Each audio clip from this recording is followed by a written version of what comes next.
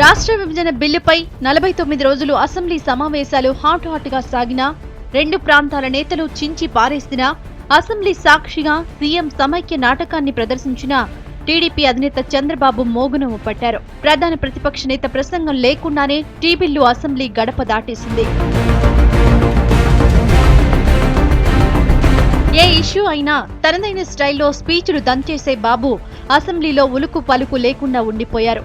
Tea బిల్లులో లోపాలున్నాయని CM అంటే అవునని 4 మాటలు మాట్లాడేసి నోటికి తాళం వేసుకున్నారు బాబు. బాబు డిస్కషన్లో పాల్గొనకపోవడంపై భిన్న వాదనలు వినిపిస్తున్నాయి. బాబు సైలెంట్ పై తెలుగు తమ్ముళ్లు ఎవరికి వారుగా సర్ది చెప్పుకుంటున్నారు. చర్చలో పాల్గొంటే రెండు ప్రాంతాలకు నష్టం జరిగేదని కొందరు ఎమ్మెల్యేలంటున్నారు. డిస్కషన్లో పార్టిసిపేట్ అయితే బాగుండేదని కొందరు చెబుతున్నారు. తమ్ముళ్లు ఎవరికి వారుగా లెక్కలు చెప్పుకుంటున్నా అవకాశం రాకపోవడంపై బాబు మాత్రం ఇంతవరకు స్పందించలేదు. చర్చ మధ్యలో మాట్లాడే ఛాన్స్ వచ్చినా బాబు మైక్ అందుకోలేదు.